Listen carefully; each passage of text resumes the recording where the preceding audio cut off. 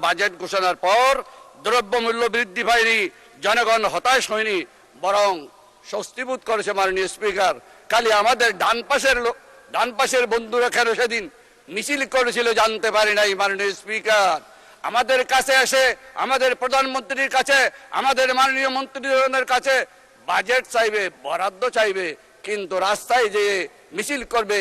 সেই কারণে আমি একটি আল কোরআনের আয়াত বলতে চাই, ফাইন শাকারতুম লাযীদান্নাকুম ওয়া লাইন কাফারতুম ইন্না আযাবি লাশাদীদ। শুকর করতে হবে জীবনের, শুকর করতে হবে বরাদ্দের, শুকর করতে হবে মাননীয় প্রধানমন্ত্রী তারেক রহমানের, শুকর করতে হবে আমাদের মাননীয় মন্ত্রীদের। তারা শুকর করে না কিন্তু অস্বীকার করে, সেই জন্য তাদের উপর লাশাদীদুল আযাব, আযাবের কঠিন আযাব তাদের সম্মুখীন করতে হবে মাননীয় স্পিকার। আল কোরআনে আরেকটা আয়াত আছে মাননীয় স্পিকার, ওয়া মাকারু ওয়া মাকারাল্লাহ ওয়াল্লাহু খায়রুল মাকিরিন। তোমরা বলেছ, তোমরা বুঝেছ, তোমরাই কৌশলী, আপনারাই কৌশলী, কিন্তু আল্লাহ বলছেন আমি শ্রেষ্ঠ কৌশলী। আর যারা আমার সাথে কৌশল খাটায় তাদের অবস্থা খুবই শোচনীয় মাননীয় স্পিকার। মাননীয় সদস্য, খুব জরুরি না হলে পয়েন্ট অফ অর্ডারে দাঁড়াবেন না। পয়েন্ট অফ অর্ডার সমসাময়িক চলমান বিষয়ের উপর হতে হবে। এই চলমান বিষয়ের উপর বলবেন, বলুন। ধন্যবাদ মাননীয় স্পিকার। আসলে মাননীয় স্পিকার, কোরআন হাদিসের আয়াত এবং যেই রাসূল ইসলামের বাণীগুলো আছে এগুলো তো আসলে ঠাট্টা বিদ্রুপের বিষয় না। এটা নিয়ে যদি ঠাট্টা বিদ্রুপ করা হয় তাহলে আসলে খুবই দুঃখজনক। এখানে কোরআনের আয়াত কোট করা হয়েছে, লাইন শাকারতুম লাযীদান্নাকুম ওয়া লাইন কাফারতুম ইন্না আযাবি লাশাদীদ। ওনাদের প্রশংসা করলে ওনারা আরো বাড়ায় দিবেন, আর ওনাদের না করলে ওনাকে আমাদেরকে পিটাবেন নাকি, এ ধরনের বোঝাতে যাচ্ছেন। এটা তো আসলে ভুল ব্যাখ্যা হচ্ছে, এটা খুব ভুলভাল বিষয়। এ ব্যাপারে রাসূল ইসলামের কঠোর সতর্কবাণী এসেছে যে এইগুলা বিষয়ে ঠাট্টা বিদ্রুপ করার বিষয় না। আমি মাননীয় প্রধানমন্ত্রী যখন ছিলেন আমাদের দেশনেত্রী বেগম খালেদা জিয়া, সেই সময়ের একটা জাস্ট খালি ঘটনা উল্লেখ করছি। সে সময় শাহবাগের সময় কোরআন হাদিস নিয়ে অনেক বিদ্রুপ হচ্ছে, ঠাট্টা তামাশা হচ্ছে। সে সময় একটা চিঠি লেখা হয়েছিল, সেই চিঠিটা নিয়ে যখন আমরা গেলাম তিনি বললেন কোরআনের একটা আয়াত, সূরা তওবার একটা আয়াত তোমরা যোগ করতে পারো না? কুল আবিল্লাহি ওয়া বিআয়াতিহি ওয়া বিরাসূলিহি ইস্তাহজিউন। এখানে তোমরা কি আল্লাহর আয়াত, আল্লাহকে নিয়ে, আল্লাহ রাসূলকে নিয়ে, আল্লাহর আয়াত কিনে তোমরা ঠাট্টা মশকরা করছে? তো এটার জন্য যদি তোমরা করো তাহলে তোমাদের অবস্থান হবে জাহান্নামে। এই জিনিসটা আমাদেরকে খুব সতর্কভাবে নিতে হবে। কোরআন হাদিসের ভুল ব্যাখ্যা, কোরআন হাদিসের এরকম অবমাননাকর কিছু বিষয়, এগুলো আমাদেরকে কোনোভাবে করা যাবে না। এটার ব্যাপারে আপনার দৃষ্টি আকর্ষণ করছি মাননীয় স্পিকার। ধন্যবাদ মাননীয় সদস্য। আমার মনে, আলমগীর মাহমুদুল্লাহ ফরিদ একজন পুরনো সংসদ সদস্য, আমার মনে হয় না যে কোরআন হাদিস নিয়ে তিনি কোনো ব্যঙ্গাত্মক কমেন্ট করতে পারেন। তারপরেও আমরা পরীক্ষা করে দেখব, যদি কোনো ভুল ধরনের ব্যাখ্যা দেওয়া হয় কোরআন হাদিসের, সেটা এক্সপান্সড হবে। এবং কোরআন হাদিসের ভুল ব্যাখ্যা, বাংলাদেশ একটি মুসলিম প্রধান দেশ, এই দেশে কখনোই গ্রহণযোগ্য হবে না।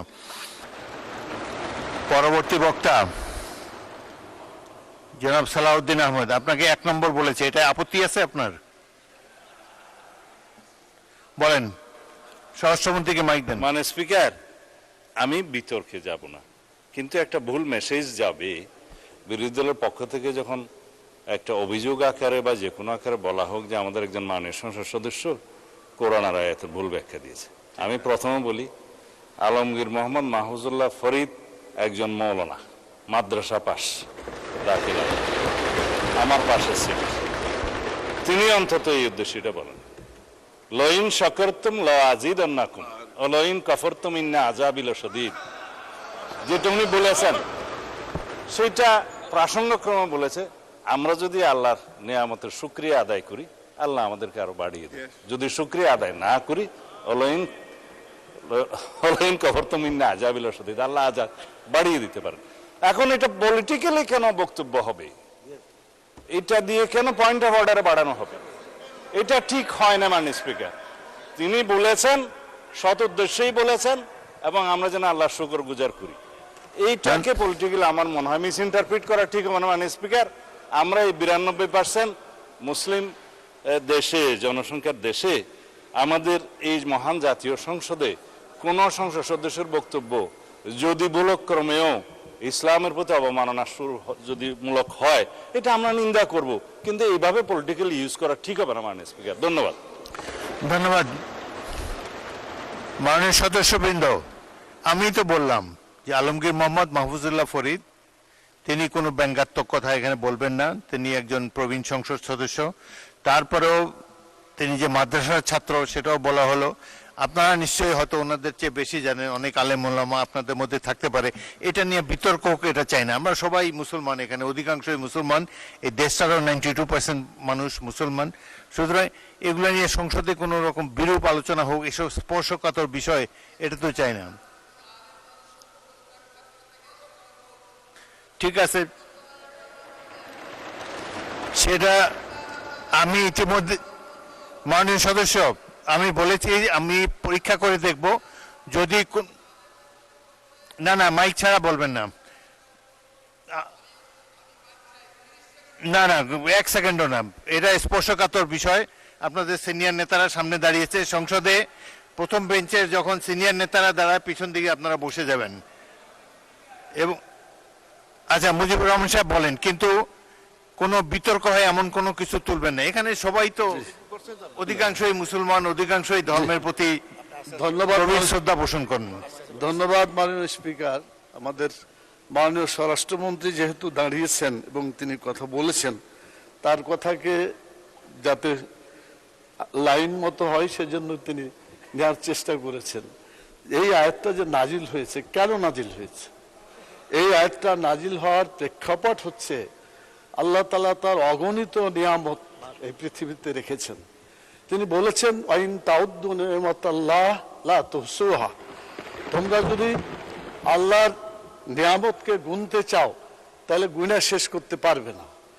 যারা আল্লাহর এই দুনিয়ায় আল্লাহর নিয়ামত ভোগ করছে, আমি কথা বলছি এটা আল্লাহ আমাকে একটা নিয়ামত দিয়েছেন, অতএব আমার মুখ দিয়ে আল্লাহর বিরুদ্ধে কোনো কথা আমি বলতে পারি না। আমাকে যে শক্তি আল্লাহ দিয়েছেন, এই শক্তি দিয়ে আল্লাহর বিধিবিধানের পক্ষে আমাকে কথা বলতে। ধন্যবাদ। মানুষ শেষ করি, 1 মিনিট শেষ হবে। আমাদের মাননীয় স্বরাষ্ট্রমন্ত্রী উনি এটা নিয়ে গেছেন মানে দলীয় একটা, এই যে বাজেট বক্তৃতা, বাজেটটা খুব ভালো হয়েছে, অতএব বিরোধী দলকে বাজেটের প্রশংসা করতে হবে। এইটা যদি প্রশংসা না করে তারপর আজাব আসবে, এই দিকে নিয়ে গেছিল উনি। এই কথাটা মোটেও সঠিক না। আমি বলতে চাই যেটা, ধন্যবাদ, কথা এটাই হয়েছে মাননীয় স্পিকার। আমার মনে হয় আপনি যদি প্রয়োজন মনে করেন একজন আলিমের কাছে যে বলবেন, কোন মানুষের অবদানের কথা এখানে বলা হয়নি। ধন্যবাদ। যে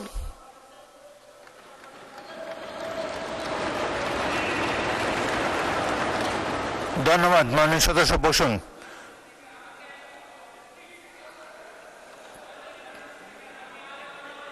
না না ঠিক আছে, না না আমি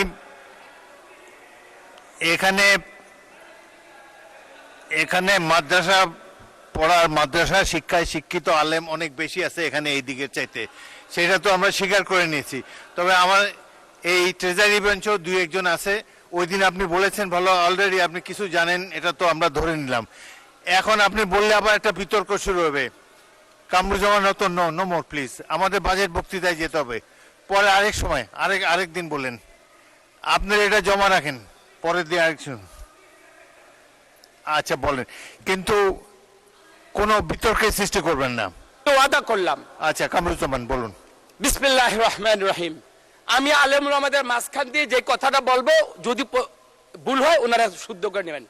পবিত্র কোরআনে একটা আয়াতের মধ্যে আছে সামিআনা ওয়া আতানা, আমরা শুনলাম এবং এতায়াত করলাম, যা সহি তারাই যেন আমরা আমল করি, এই আমলের মধ্যে দিয়ে আমাদের যেন পরিশুদ্ধতা থাকে। ধন্যবাদ মাননীয় স্পিকার। ধন্যবাদ।